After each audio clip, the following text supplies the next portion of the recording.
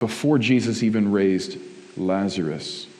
And while Mary and Martha were pulling on Jesus' robe, so to speak, and asking him why Jesus wept.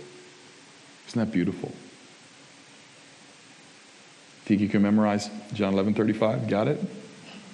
Keep it in your heart, because when you are in that place where you're feeling like, does God really understand what I'm going through? Yes, he does. And he weeps with you. What does this promised comfort look like to those of us who are in personal grief? Well, it's just what I just mentioned right here. His comfort looks like a real sense of his healing presence with you right now.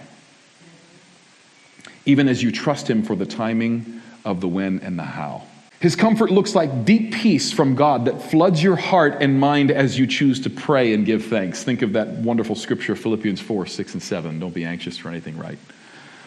With everything, with prayer, with thanksgiving, prayer and thanksgiving, let your requests be known to God, right? And then his peace floods your heart. Wow. So that's a wonderful piece of God's comfort that he gives us. Now, when you actually remember and you think about the past faithfulness of God, it allows you also to approach your present situation of grief with faith.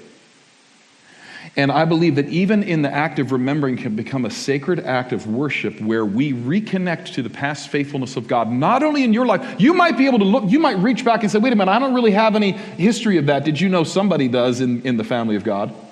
And guess what? They're your family too. Too often, I think we refuse to be encouraged even by the story, the God story that's happening through his people throughout the ages. Did you know that's your family too? That's a sacred act to remember those things.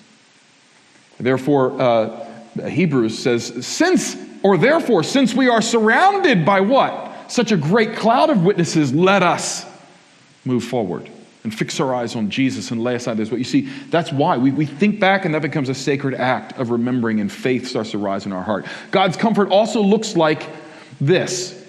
God's comfort is the expiration date on your grief.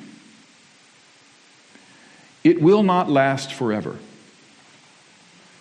Blessed are those that mourn, for they will be comforted.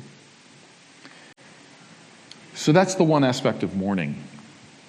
And somehow, this mourning is fueled and infused with God's comfort and with his joy that is supernatural.